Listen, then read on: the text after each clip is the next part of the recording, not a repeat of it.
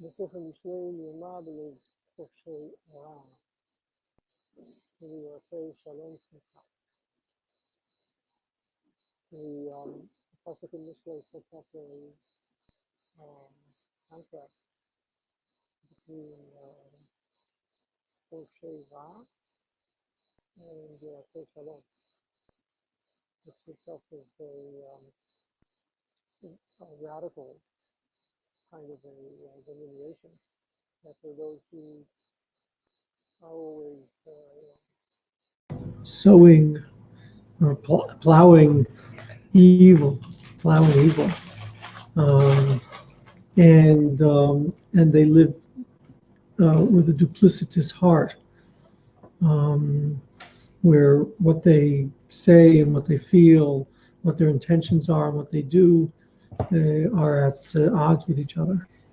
So they have Rama'ut and Mirma, and they're plowing in order to produce evil, and the opposition to that, or the contrast to that, is Yoatzei Shalom, and they have Simcha, which is itself a fascinating assumption here. In other words, that there's some kind of a relationship between unhappiness and happiness that's underlying what's about these kinds of people. That a Yoetz Shalom will not be functioning duplicitously. He's upfront. Apparently, he's like the opposite of someone who's merameh. And that kind of advising, right, which he's involved in, as opposed to the Choshei Ra, who are also apparently involved in some kind of advising, is of the exact opposite sort. So this is itself a very profound opening for this nativ, and a very profound statement on the part of Mishlei, because already, right, even before we begin, we can sense the themes that are present here. One theme is a person's own wholeness and his integrity. Right? His integrity is what's outside what is inside, and people who are involved in evil So there's, I mean, it's kind of strange on a certain level, but there's an assumption here that there's a secretiveness about what they do, that they're not upfront, but perhaps more profoundly that they themselves live some kind of a duplicitous existence in which they are not whole. They're not whole. They may be fooling themselves, living some kind of a false and self-generated sense of reality. So just shot the is the makbil to Yotzei Shalom the Merameh Belev, or is the makbil to Yotzei Shalom Choshei Ra? Mirma Okay. Belev Choshei Ra. So it's There is Nikud is Mirma. Simplicity, in Okay, the heart of So Choshei Ra is I think makbil to it's Yotzei chaos, Shalom. Yotzei Shalom Yeah. is the contrast. Yeah. Oh, it's chaos. Yeah. Okay. Obviously could be learned different ways. It could be that the Mirma Belev Choshei Ra are all standing in opposition to the Yotzei Shalom, and we're not told about the result of being a Mirma Belev Choshei Ra. We only, which would be the simplest for you to read the pasuk, and the simcha, right? And the simcha, which comes by virtue of being a Yotzei Shalom, is something which is just implying what the opposite is for people who are living a life of Ramaut. Because otherwise, it's a very surprising juxtaposition. You don't. I mean, generally, we think of Mirma as negative and Shalom as positive, but we don't think of them as like opposites. Right. We don't put them in the same universe. Right.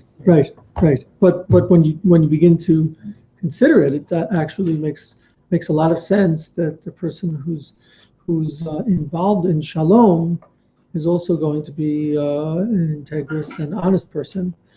And that would seem to be implied by the nature of what shalom is. In other words, if just at the beginning, first kinds of definitions of shalom is involved in wholeness and completeness, then therefore it's also not going to be divisive, not just in terms of what it does outside, but also the life of the person who is promoting it. We would expect it to have a wholeness to it that otherwise would make it impossible for him to be effective as a Yoetz Shalom, or even meaningful as a Yoetz Shalom. He himself doesn't live in peace. He's got some kind of an inner perception which he's not willing to share, an outer way of acting which is not reflective of who he is, and therefore it's just not shaykh that he would be a Yoetz Shalom. But the other level of what's happening here really is this question of simcha, which we explored a bit when we were speaking about the itzvon yadayim with Noach and the etzev, which comes by virtue of the achila, the etz hadat, tov vara, and the possibility of simcha, which seems to have been lost at that eating, and the beginnings of its reestablishment by virtue of Noach's integration of mind with matter, and his beginnings of his vision that had to do with a much more holistic picture of the nature of creation and man's place in it, which HaKadosh Baruch Hu adopts, or HaKadosh Baruch Hu is part of promulgating. Remember these shurim, right? And so that the real place of shalom in a relationship with simcha, I think, is a very fascinating and significant one in life. In other words, just the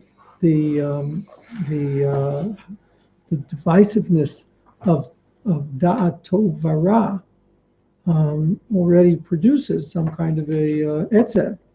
There's a dissonance, which is one of the most basic definitions almost of what brings about unhappiness. There's a dissonance between the parts, between my hopes and accomplishments, between what I yearn for, and what is my current situation and setting. Dissonance between my inner reality and the way in which I present myself. Anytime there is that kind of a machloket, so we're at least we're tending towards a life that's going to be plagued by a loss of simcha. In fact, one of the simple gematriot, right, of simcha is sham echad, or shem echad. Something about unity that simcha participates in and reflects harmony between the parts and the elements, between all the things I was describing before. The person who's living in nirma, in self-deception, or just how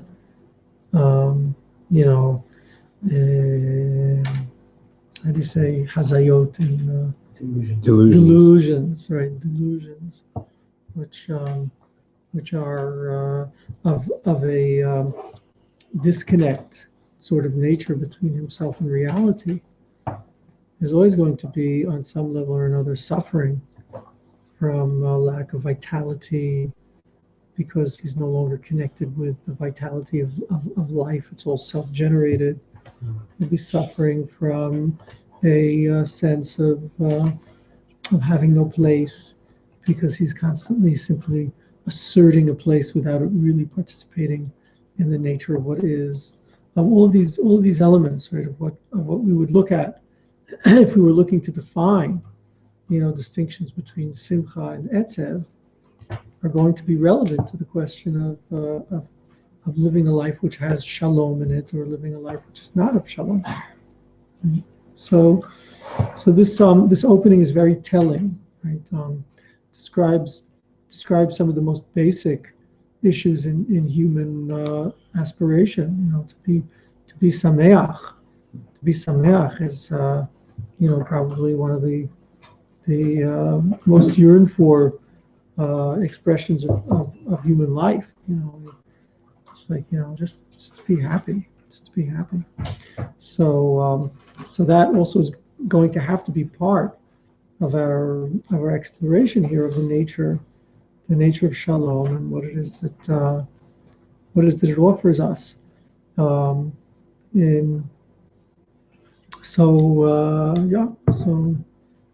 with that, we'll see how the Maharal offers us teachings and wisdom on this subject.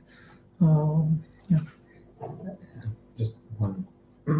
It's just something that I'm wondering about, because the introduction of simcha, the word, is by the ultimate merameh.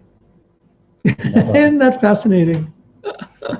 Says, I would have sent you with simcha, shir, tot, and kino. Right.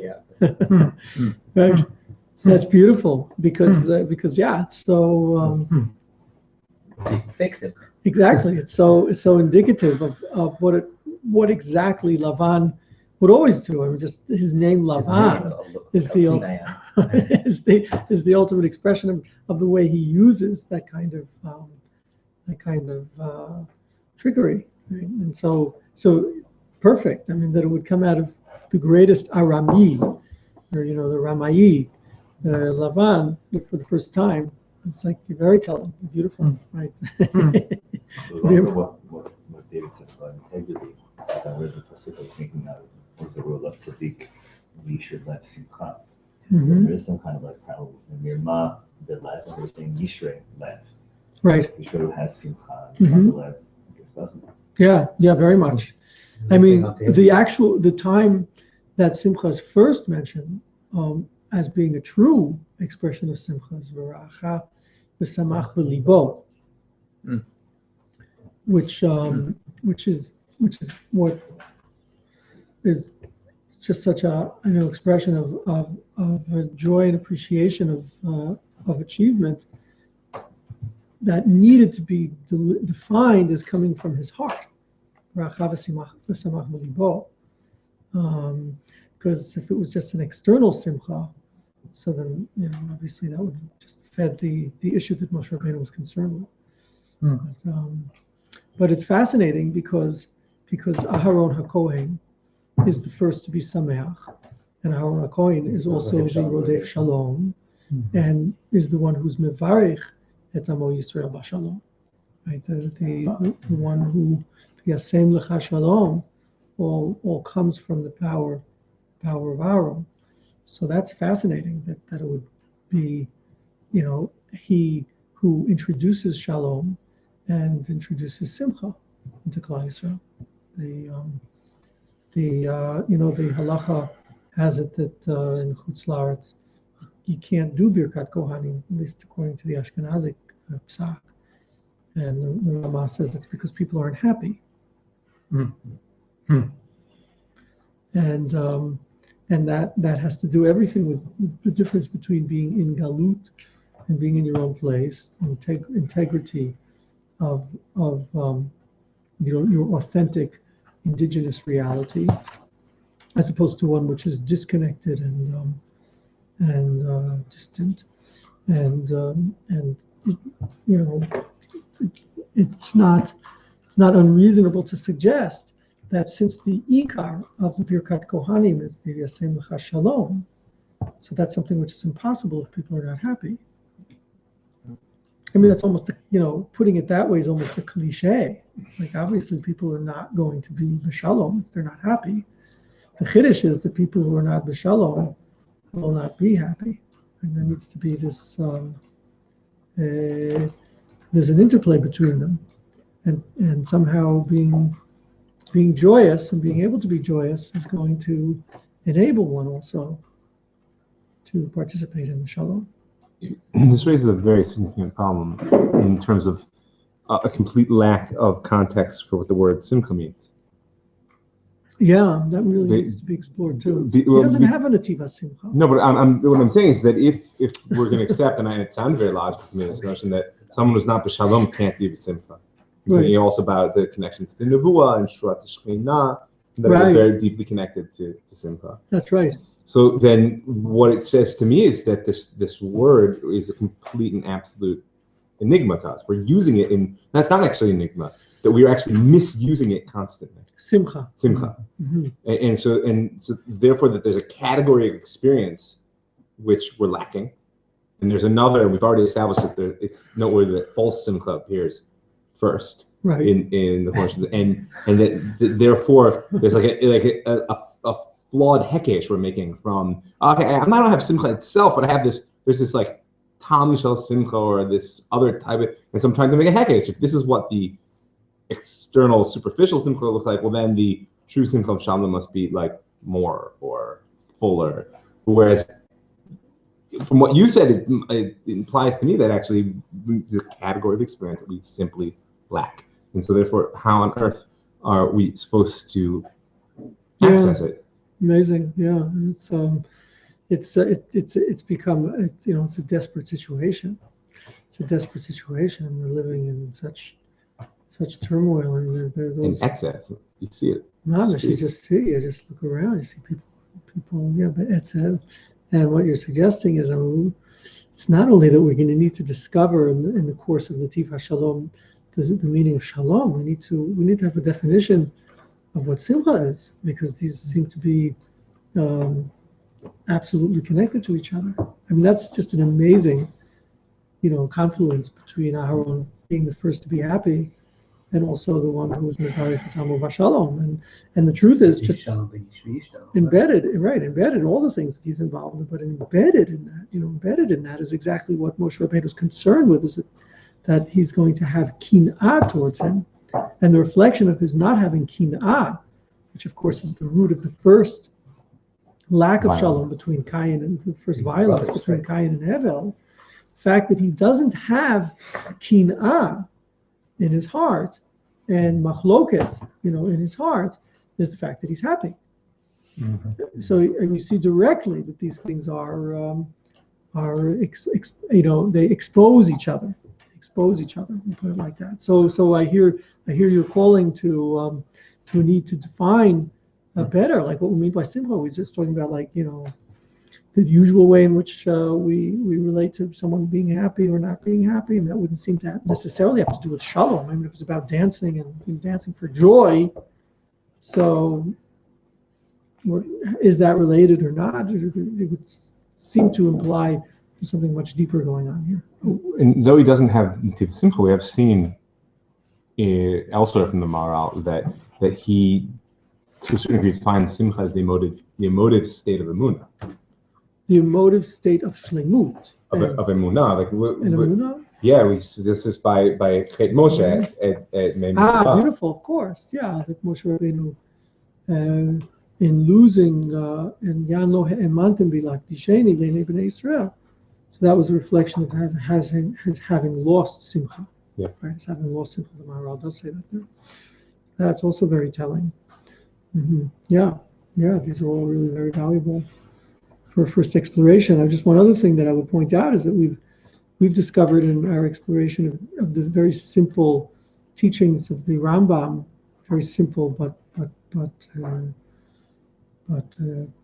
extraordinarily valuable teachings of the Rambam at the end of Hilchot Sukkah, that the source of the loss of the avoda shehi simcha is being cholek kavod liatzmo.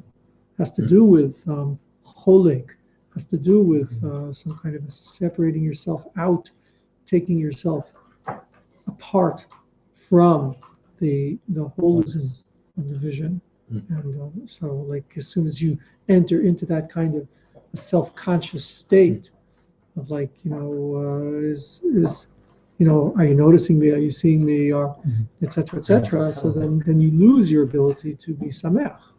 You lose your ability to be samech. It's very.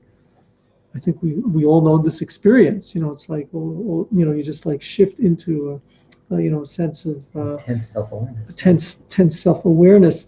As being cholek yourself, just separating yourself. That would be one expression of it. But separating yourself from the fabric of the interconnectedness of reality and your interrelationships with all things, in a way in which you're just with them.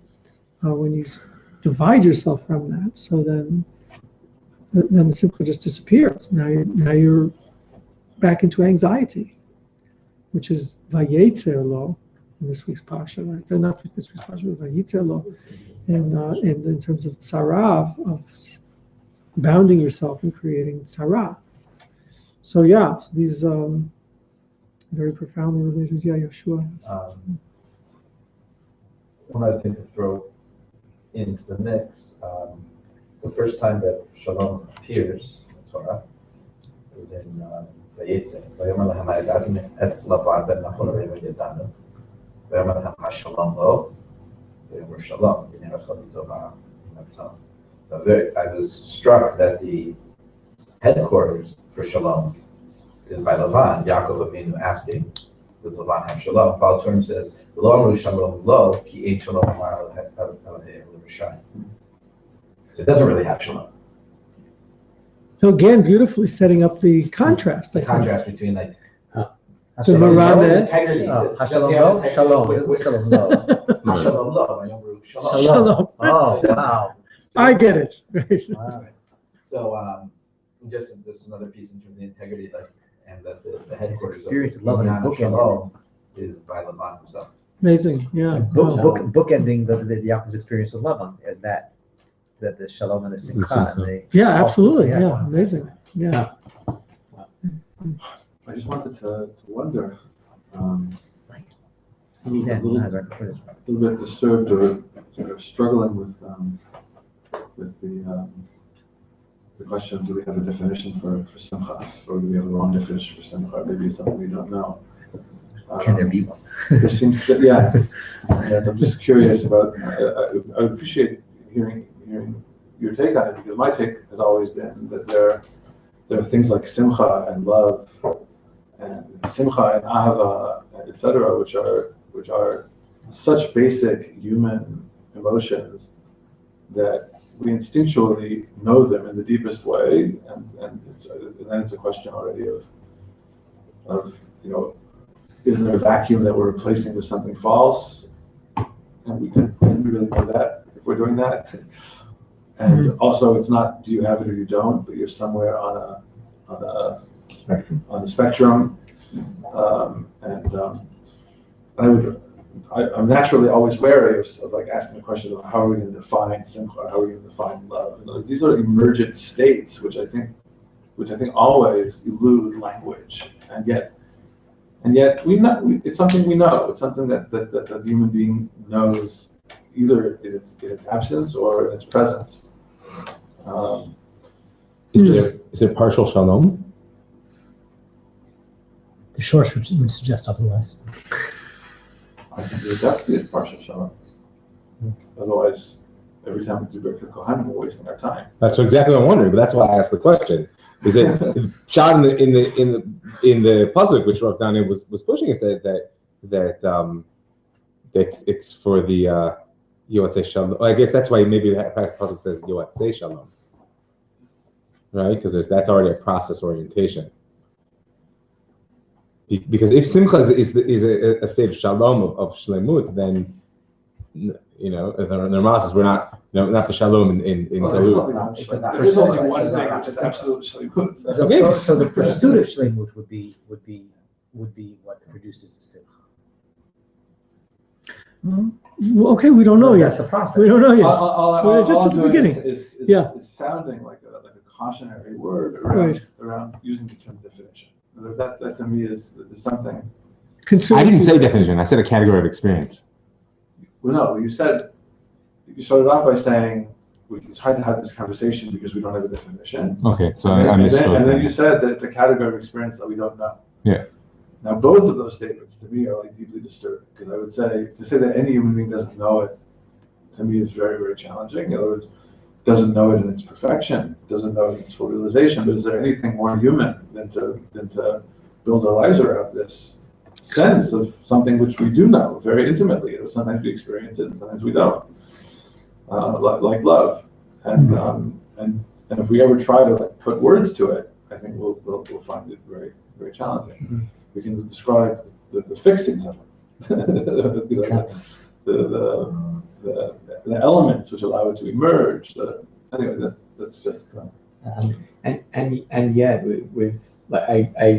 I'm compelled, and also it calls a puzzle to my mind that certainly in our time we're constantly talking about peace, and if we can't articulate, I feel like there's a need in the world to be able to articulate what it is and what it isn't, how to get there and how not to get there. I think shalom is I think shalom can be definable and simcha not. In other words, there's a difference between the description of the state and the emotion which emerges from it. Like simcha is an emotion. Ahava is an emotion. So simcha and ahava. Shalom is a state. This is shalom is societal, interpersonal. It could be not necessarily. Shalom can exist on all sorts of levels, but nevertheless, your sense of shalom is that it's something which can be externally defined, whereas simcha, which is an internal state, will always elude some kind of external definition. What we could describe of simcha are some of the we could give a symptomatic depiction of simcha. We can describe some of the elements that it gets reflected through, or experiences that are indicative of it being there, but we could never really get a precise handle on what it is. Right? So is that my hearing? I also think we both would be talking about the same thing. I think everybody, when we talk about it, we're talking. People know it. People know it, and then there's people who use it to describe something. Like, are we having fun yet? There's people who use the word to describe something else, which, if they themselves were drawn to a moment of honesty and attention, they would very easily tell the difference between the times they were truly fulfilled and the times that they were not. Right. So, but you notice that you're already using certain terminologies, right? Yeah. That fulfilled or not fulfilled, fun as opposed to simcha, and so you do have something in mind. when you're using this or using that. But what you're pointing out is that what I have in mind is not really what I have in mind. It's what I have in experience.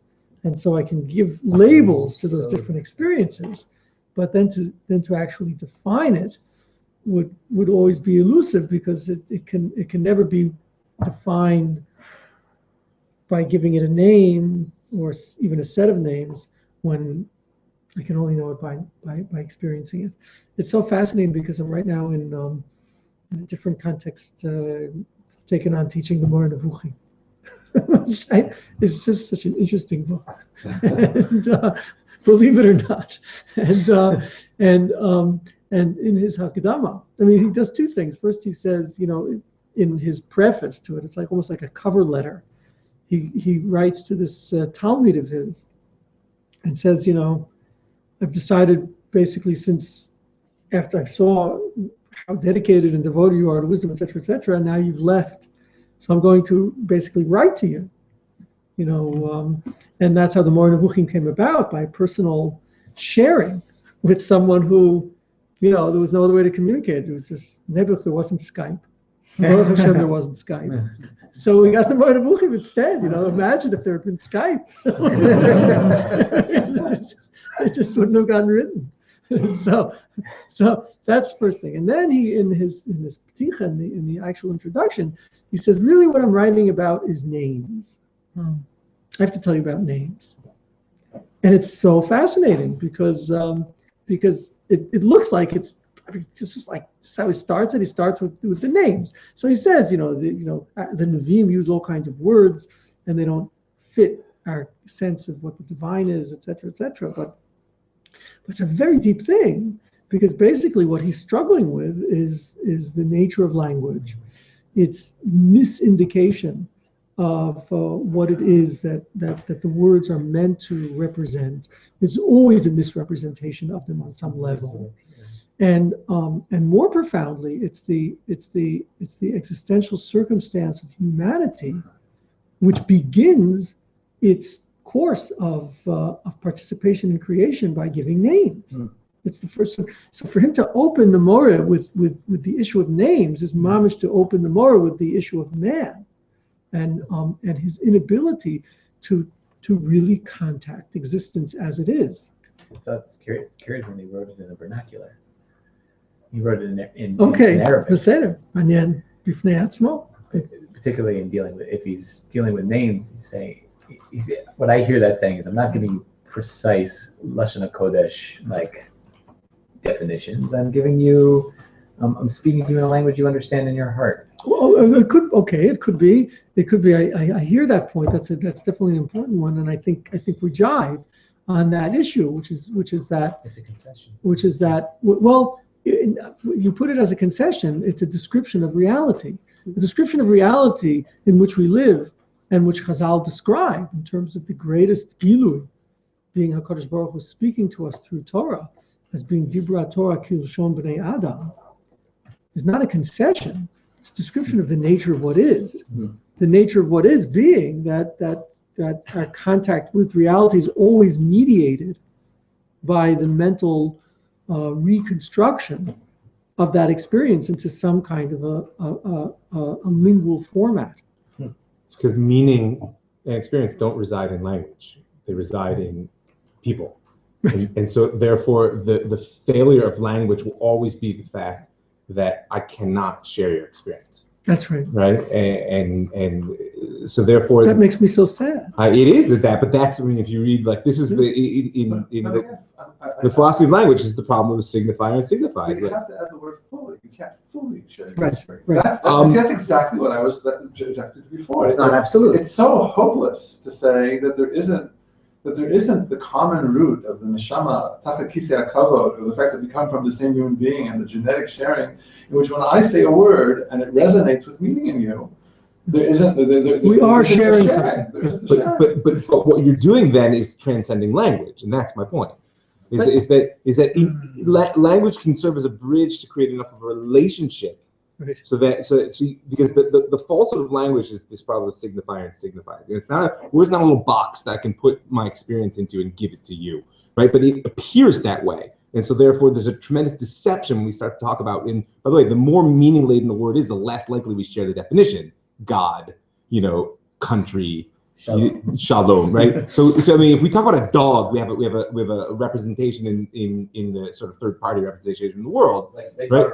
Right, but already, right? Red dogs, blue dogs, we all know the book, right?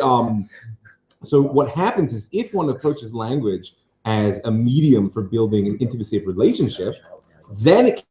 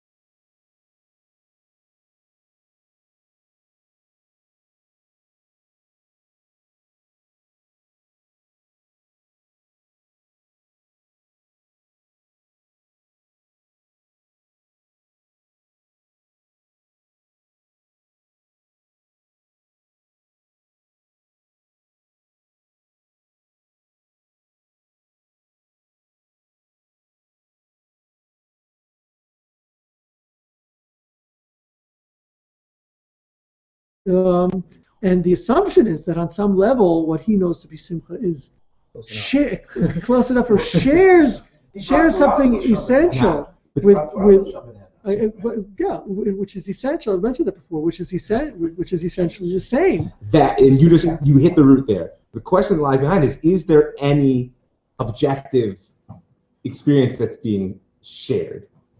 In which case, the languages can be used to invite us into what is essentially the same experience. Yeah. Or are we using language to coax ourselves into believing we're not alone?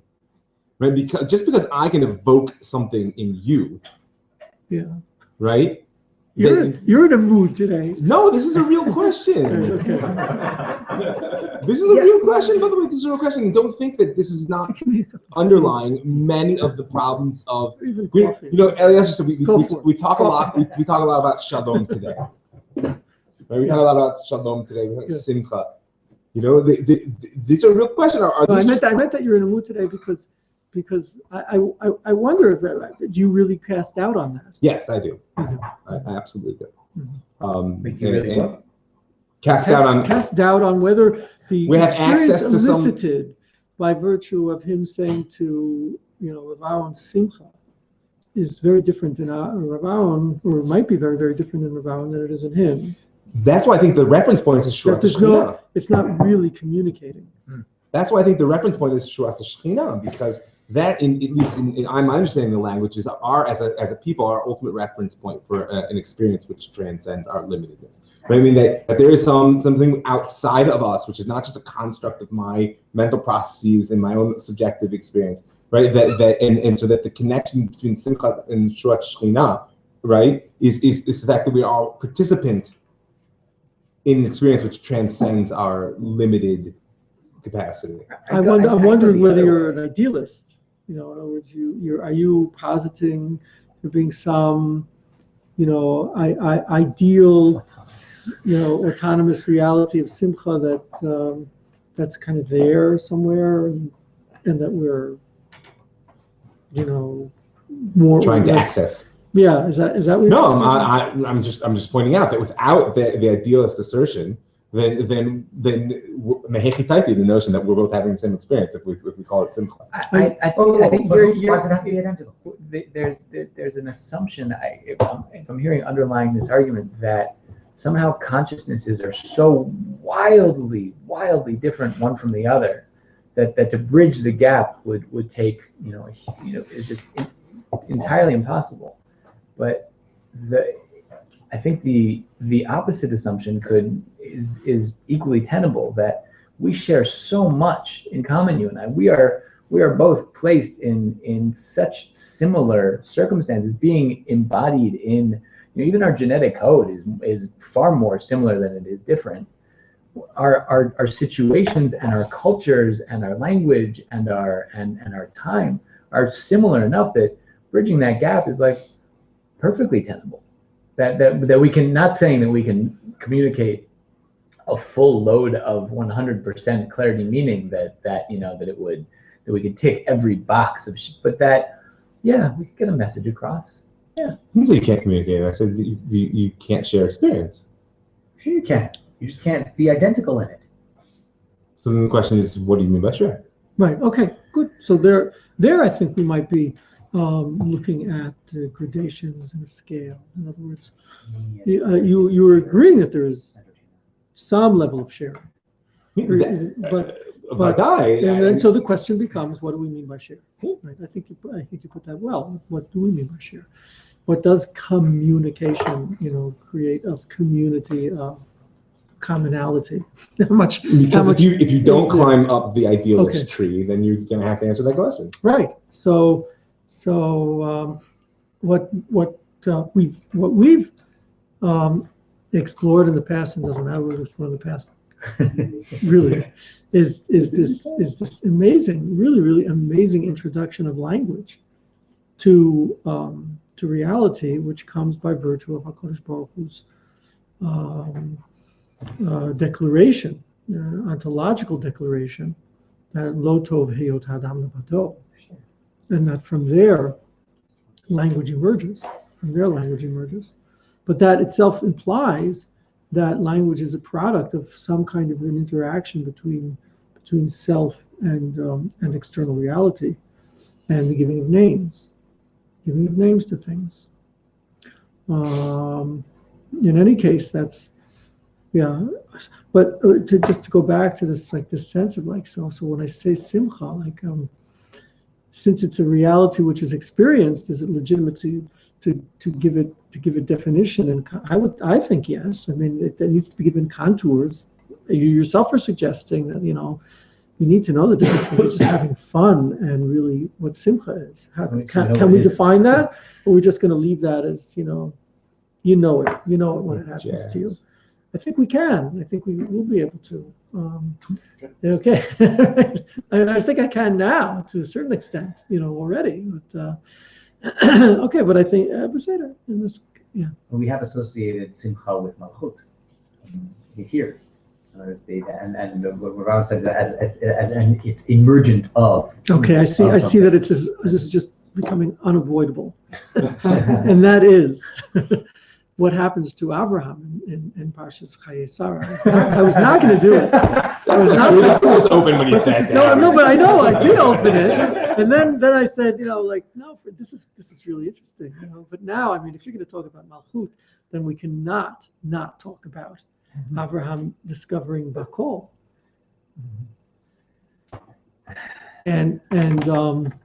and it will be very valuable for this conversation. I say, just like I'm listening to you. This way, I started almost crying as I was listening to you talk about the impossibility of it, and the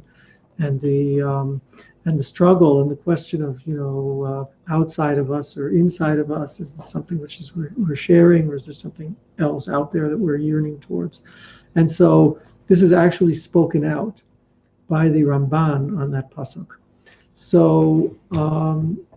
Let's go just for a few moments into where Avraham Avinu arrives. What's the pasuk?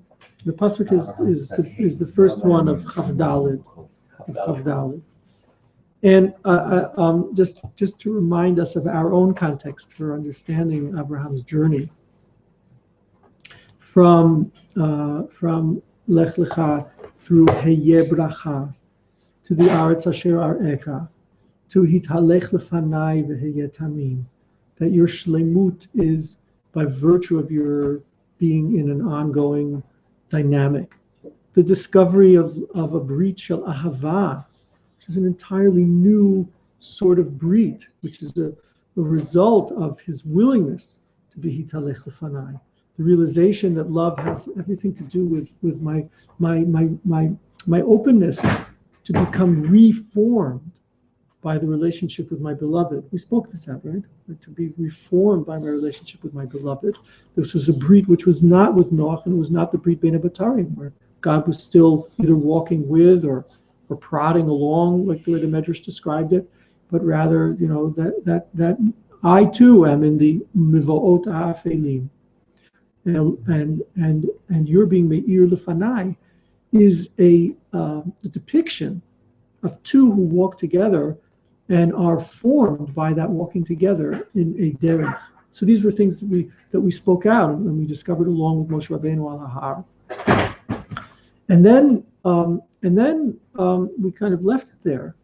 And I was realizing with all of the context of Chayei Sarah as like a part of both of transitions and of endings at the same time, intermingled in between with each other, you have this moment when HaKadosh Baruch Hu actually blesses Abraham, blesses it. Mm. He never blessed him before.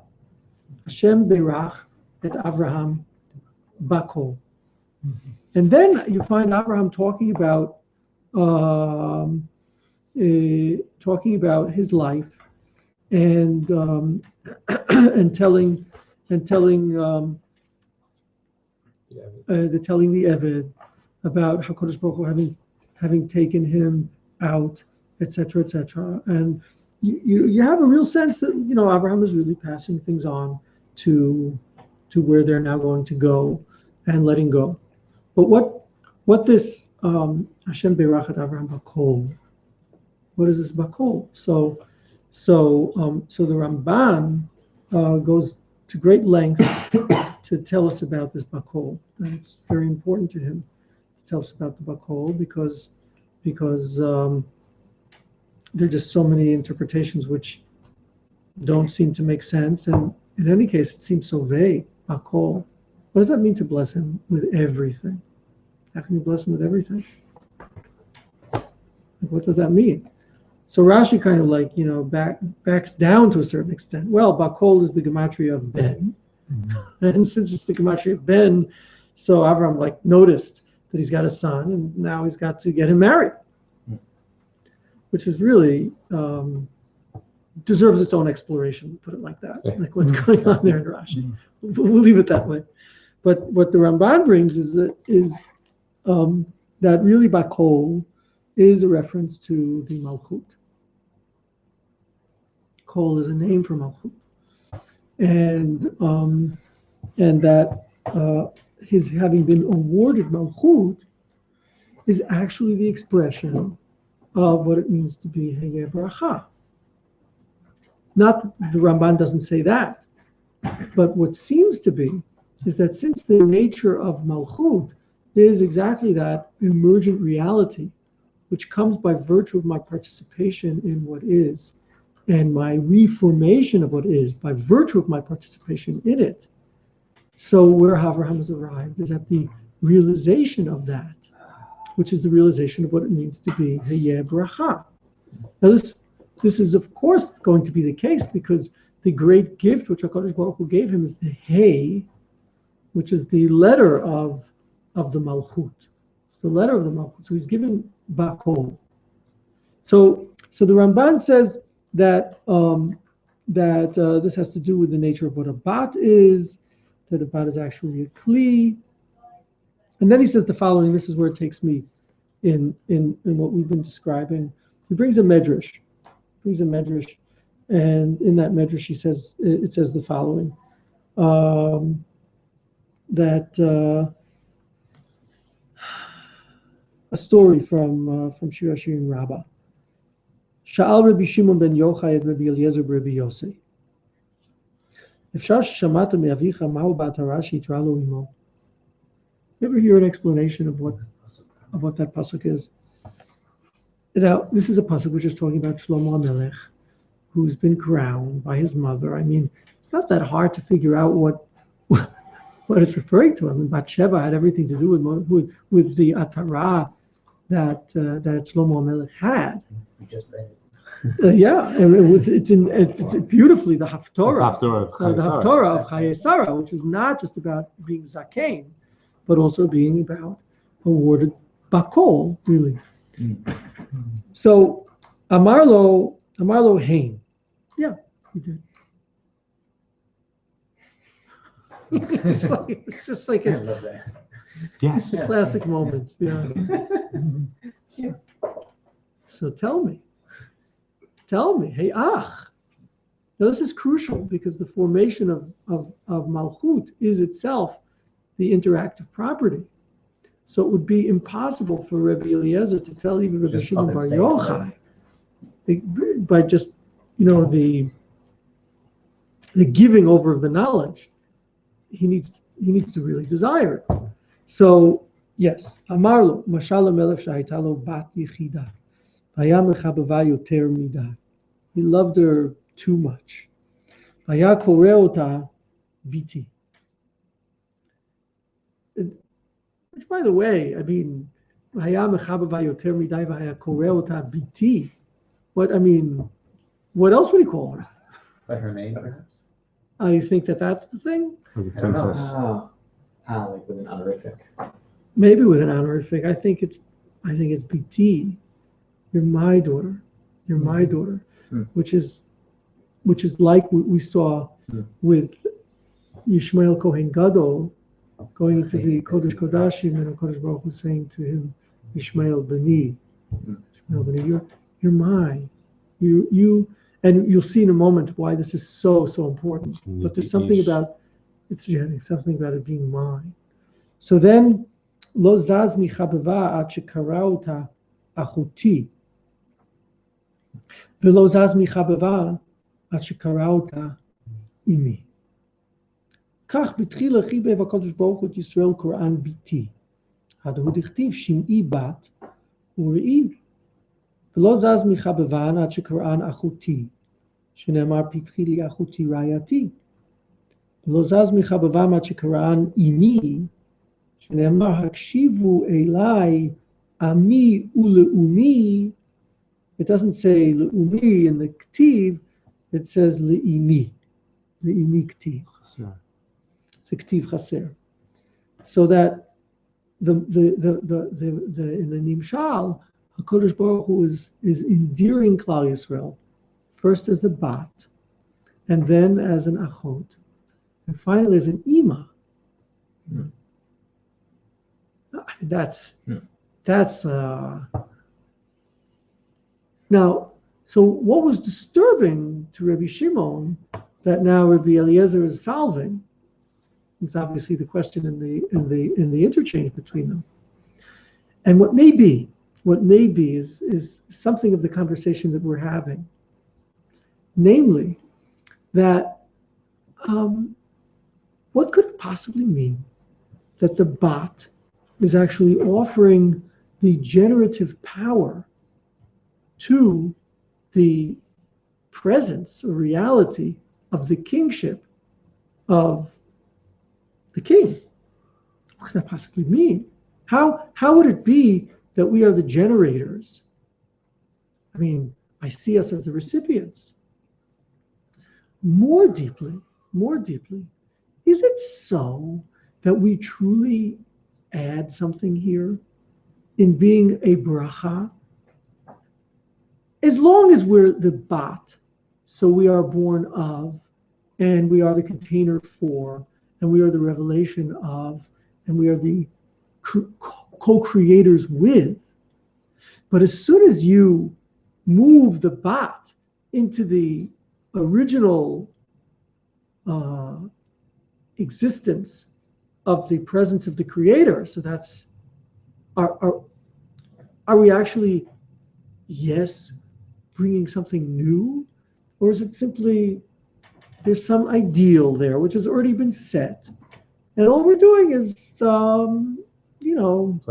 playing it out, trying to approximate it, but it's really been in place from before. Do you have something on this? Because this is actually the crucial question for us in terms of being alive. On a certain level, are we alive? Are we alive, or is this just kind of a playing out of something which is already there? So comes Rabbi Eliezer, and he says, yes, I know. Now, he can only say that to Rabbi Shimon. Now Rabbi Shimon becomes an active participant in the making of this teaching. And so Rabbi Shimon has to respond. And then Rabbi Eliezer gives this to him. And the beauty of this is exactly this. It's not the case It's not the case that you are simply some replication of something which is already pre-existent, but rather what it is that you are as the emergent reality of where all of evolution has come to, being the bat. You're not only the bat, but you're actually the one who places the keter on the king. How do you place the keter on the king? You're placing the keter on the king because by virtue of your being one who is aware enough to be able to be mamlich, the king, being aware enough to be able to stand outside and have enough of a life and identity that you can stand before him, that itself is what creates the presence of the king. And so the daughter becomes the sister, becomes the mother, the creative force, which is that which brings about the presence of none other than HaMelech Shlomo. Shalom, shalom. Shalom, shalom. The king, in his being the king of shalom, which is what we're headed towards coming to understand, right, in the course of Nativ HaShalom, the king in being the melech, which is HaShalom Shalom, has such a deep chibur for his bat that he's able to experience her, or know her, or declare her to be truly BT. You're really mine. What does that mean, you're really mine? That's to say that what has emerged by virtue of the life that you have led is something which I am joined with you in the participant making of. And that not only is I'm joined with you in the participant making of, but you are joined with me in the participant making of. Now you see, this is exactly what HaKadosh Baruch Hu said when man was originally made. Because all the malachim were saying to HaKadosh Baruch Hu, forget it. He's full of lies. And all the other things that they say. There's no shalom in man, which is obviously measures we're going to need to explore. There's only tigra in man. There's no shalom, and there's no truth in man. So he never responds to there's no shalom in man, but he does respond there's no truth by redefining truth and taking the truth, throwing it down, and then redescribing what truth is as eretz emet me eretz titzmach, that it's going to grow out of the ground. Now this is a complete rejection of the standard of the malach, because the standard of the malach is to live a reality which is this ideal reality in which and on a certain sense, there's on a certain level in terms of what we were talking about, there's karaze elzeh mamash. They can really talk to each other because they're probably all experiencing exactly the same thing. Because they don't have the individuality through which it has to pass. All there is ideal, and in a reality in which all there is ideal. So mamash, I mean, you hear like the karaze elzeh v'ava, like I always hear this like kadosh, kadosh, kadosh, and they all know exactly what that is.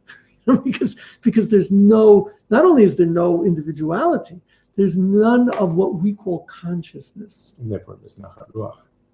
There's total nachat ruach there. There's no machlokas. There's only peace. There's all, peace and goodwill, except that there's no will. because all there is just what is. But I seriously mean that. Yeah, okay. I just want to harangue on this for a minute, right? But this is a serious thing, It's like this. Well, it's in a world of absolute. There is also no naming. There's no naming, and so when HaKadosh Baruch Hu says to them, they look at us and they say, "This clod of dirt, okay, fine, of flesh, of plastic, it's like nothing. It's just a bunch of synapses going on. What does this interest anything? It's just his own, it's like this kind of chemical process with, ions firing off and and you call that mind? And the truth is, we don't really call that ultimately the ultimate seichel. What we call it is some level of da'at, which is an interconnective power, which is called consciousness. Consciousness is probably the best word that we could have to translate da'at. Kan in the sense of something which is connected. It's with. And so he brings them to see Adam HaRishon do what? Name things. Name things. Now, there will never be absolute. It'll never be perfect. It'll never be absolute because we'll always be on some level a personal response, which is what consciousness is. I mean, my consciousness is not yours. I mean, it's just so tied up with so much of what my experience and what my life is. And when I hear that word, I mean, untold the cascade of a history of experiences and illusions and implications. And oh my gosh, I'm like, are we talking to each other or are we not talking to each other? It depends. It depends. So on the level of malach, I mean, this is a joke. You're not talking to each other. But on the but on the level of being able to give things names and to identify them in a way in which I can elicit in you something of what it is that I have, but it will never be precise. It will never be precise. So I just want to finish this. So in saying this, I mean, what a beautiful gift Rabbi Eliezer Rabbi Yossi just gave Rabbi Shimon.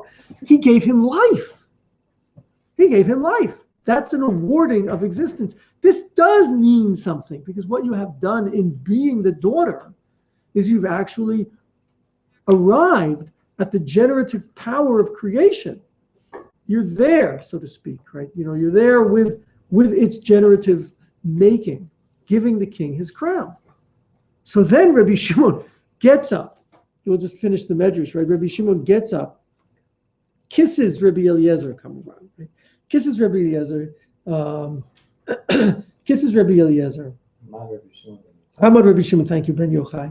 V'nishko al rosho. Amar lo ilu lo bati ela lishmoa zeh hadavar mipicha dai.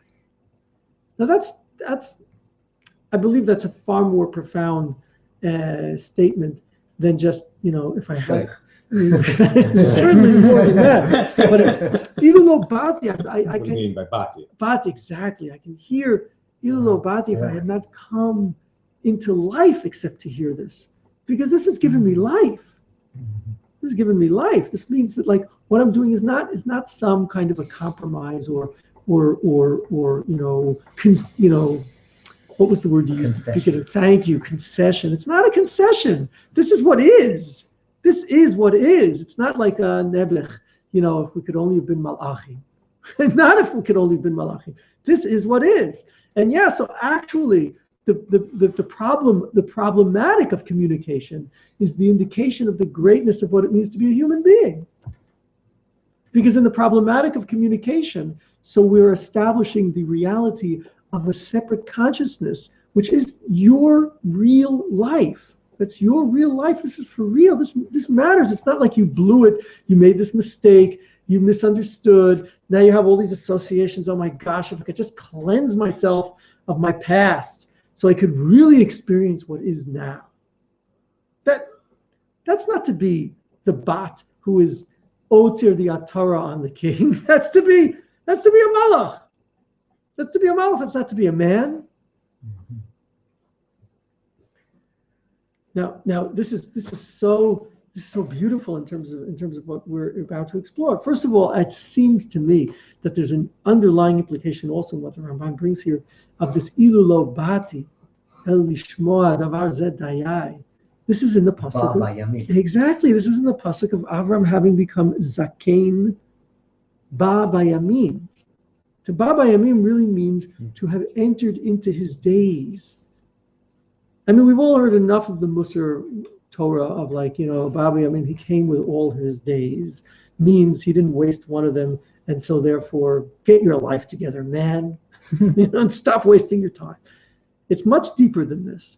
To be a zakein is zekana, and zekana means he has a true kinyan because he has become his days. Exactly, he's become his days. But to become your days means that you have such a shlemut of a presence in your time. It's your time. It's your history. It's your reality. You have such a presence with that, and such a shleimut in that indeed it can be said about you, Hashem beirach et Avraham ba'kol. Ba'kol doesn't mean everything there is. Of course, he didn't have everything there is.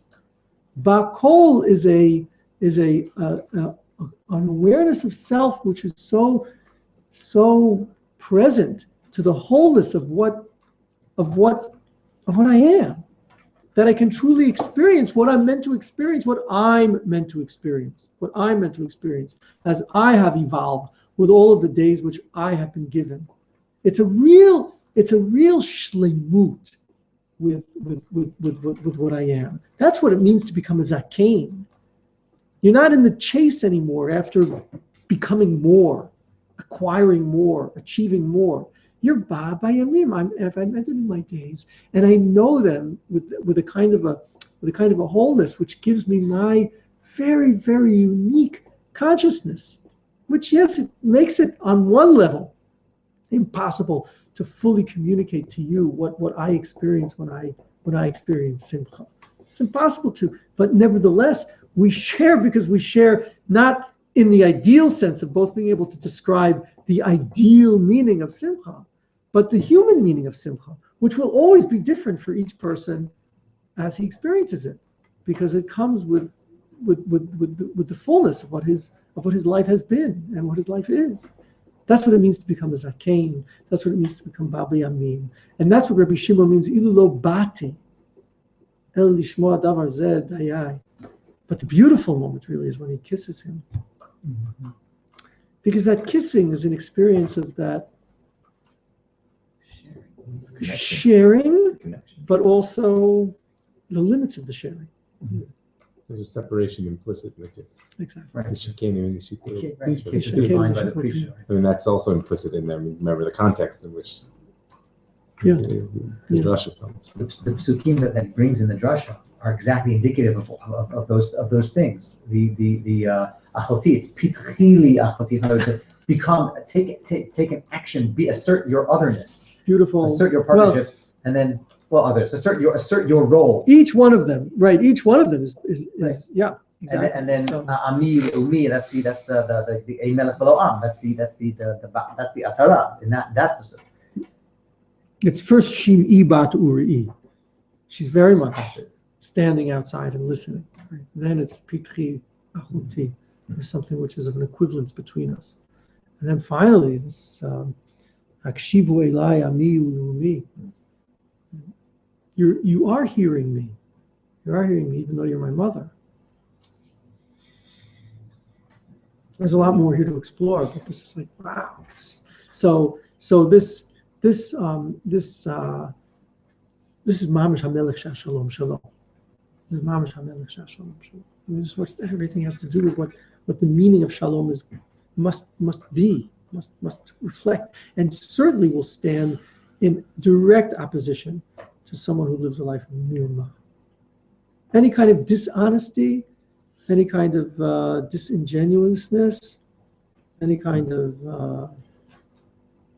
that kind of a living falsely is to cut yourself off from your yamim.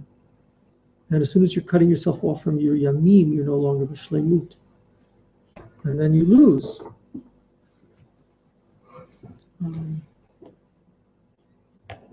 Okay, so that was what first I'm sorry? First line. First line. You made it. As you were describing Ba and Bakol, it almost seemed like one was meant to imply, or one leads to the other. And then Abraham's Ba Bayamim, then he gets Bakol. That's right. But in the middle there's like Hashem Berach et Avram. It's not like it automatically comes. Mm-hmm. It seems that there's something like even if you have Ba, it's not enough. Meaning, a couple of Rosh can come and like to give you something, and like Brock like is to give you something that actually brings you to that. Yeah, I hear you. And I'm kind of wondering, like, okay, so why is it's beautiful? Shouldn't it be like Ba, and then it's beautiful, and it's so much I think what Mike was pointing towards. Also, to be honest, it's like this, because Bakol is the Shechina, and Havaya Beirach et Avraham Bakol is that ultimately, I mean, all these beautiful things that we just described are of divine origin. They're of divine origin. Because weren't we just trapped inside our little worlds of our own consciousness? So we could never be mitbarech bakom, because we could never. Yeah, we could never step outside of ourselves. We would never step outside of ourselves if it wasn't that the ground existence that we have is a shared ground existence that enables me to speak to you, that enables me to see, that enables me to experience life in a way in which I'm not in dissonance with it. I'm really experiencing what's there, because we're all the same stuff. We're all the same stuff. Well, you can say what Mike was trying to say before about the connection Shechina and Simcha is that if we're going to say there's anything absolute or anything ideal, it's Shechina. That we can all. No, but I'm saying something else. No, I'm not saying that. It's not Shechina as ideal. It's not Shechina as ideal at all. Shechina is far from ideal. I mean, we spent 10 shiurim talking about Shechina as not ideal. Basically, is what Moshe Rabbeinu forced Kiviyachol HaKadosh Baruch Hu to discover about Shechina and about Hareini Nat Kvodecha. That's like mamish not ideal. It's mamish us. It's mamish us. But nevertheless, that's the Hashem Beirachat Avram Bakol. What the Ramban teaches is he gave him Shechina, but it's Havaya who gives him Shechina. Havaya, which is the simple existence, the unchanging presence of the divine as the Matsui Rishon. It's just Havaya Pshuta is able to award Shechina in a way which is meaningful, because it's a shared reality. It's really a wording of a shared language. Right. I mean, that's that vision of Safa B'Ruah.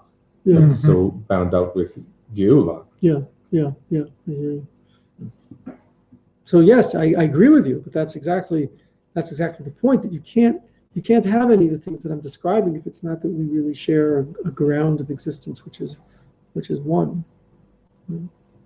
So that obviously is going to have to be very present in our exploration of shalom and simcha. Other comments? Okay, so we're starting something. Don't know where it's going to go.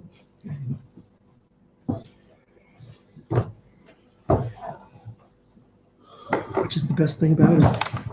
Otherwise, it's not really worthwhile.